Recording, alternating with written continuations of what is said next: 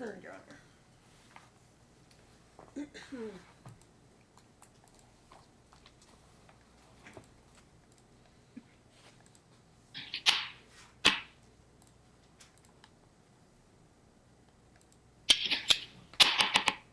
All right, this will be in D 384243 in the matter of Kester versus Kester.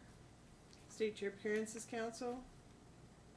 Yes, good morning, Your Honor. Attorney Nico Figueroa Jr., 15347, present via the Blue Jeans app with my client, Don Perez, also via the Blue Jeans app, Your Honor.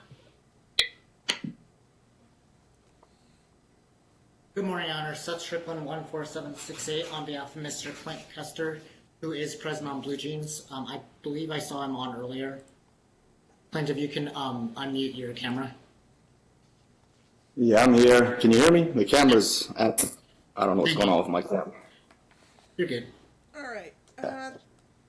This is on for mom's motion for modification of child support, and she wants credited for a car that she bought for the kid, and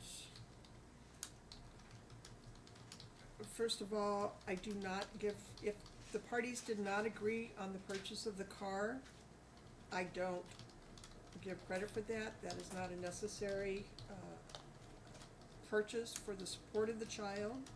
It's for the benefit of the child, but it's not something that's required by law. So that portion of her motion is denied. Second of all, the court would note that mom took a voluntary reduction in pay. She voluntarily left her job. I understand why she may have done that, but still, it was voluntary on her part. She has, I can't ignore the income that she still has available to her through her marriage. So she has resources available to her. And even if she didn't, I would, when you take a voluntary reduction, we impute income to her. So she would have income imputed to her, so I don't find there's substantial change in her circumstance that would justify a reduction in her obligation to pay child support. The child is 17 years old, has this year and next year to finish high school, correct? Your Honor, yes, that's correct, Your Honor. However, I wanted to address the defendant's financial disclosure form in that he almost makes $500,000 a year, Your Honor, which is significantly much more than my client, and therefore does not have so much of a need where my client does to improve her quality of life and situation. Okay, counsel?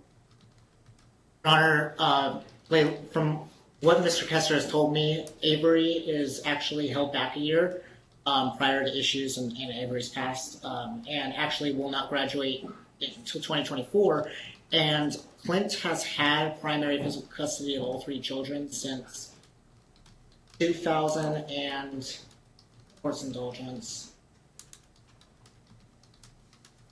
2017, and as the court is aware, when a party has primary physical custody, that party's income is not taken into consideration when child support is calculated. That's correct.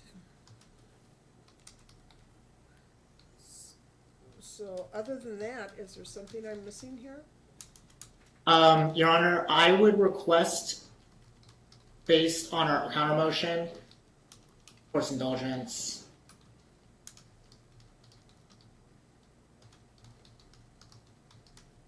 And a fine.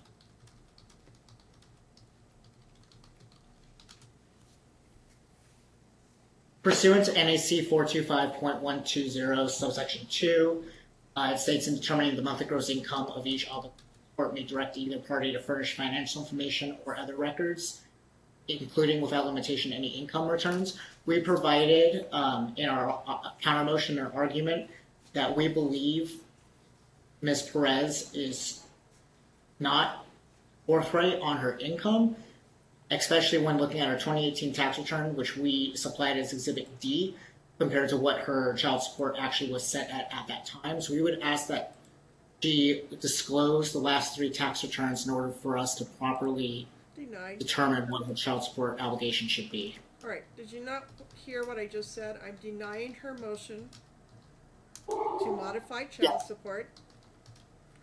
I understand, Your Honor. I just was wondering what the amount should be at this time. But I'll submit. We're gonna go back you're and not- revisit a prior orders on the amount of child support set. Your Honor, there is one issue.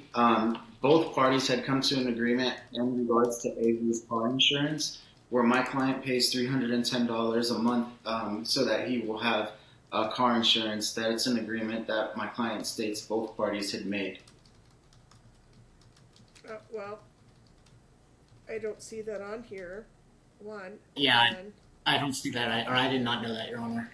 was it in writing? If it's not in writing, it's not anything that I'm going to enforce.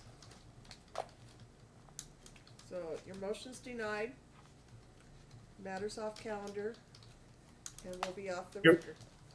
Your Honor, sorry, if I may, just one more issue. I know that the previous orders were ambiguous, which is what caused the DA case to close. So I would just want, if we could get, for the record, what the child support amount should be at this time,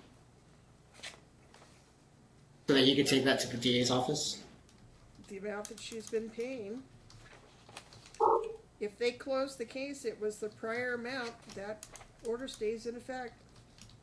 That order was deemed ambiguous, from what I understand, by the DA's office, and that was the issue.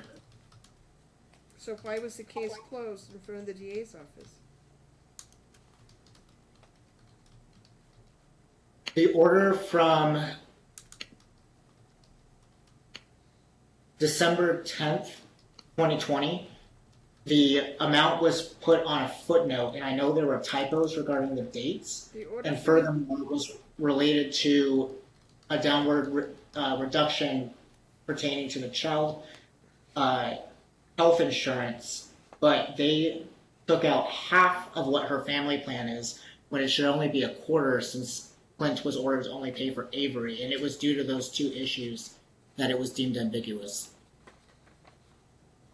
Well, if that's ambiguous, then the order from the 11/21/2019 hearing is in effect, which was $517 a month. Okay. Thank you, Your Honor. All right, we'll be off the record.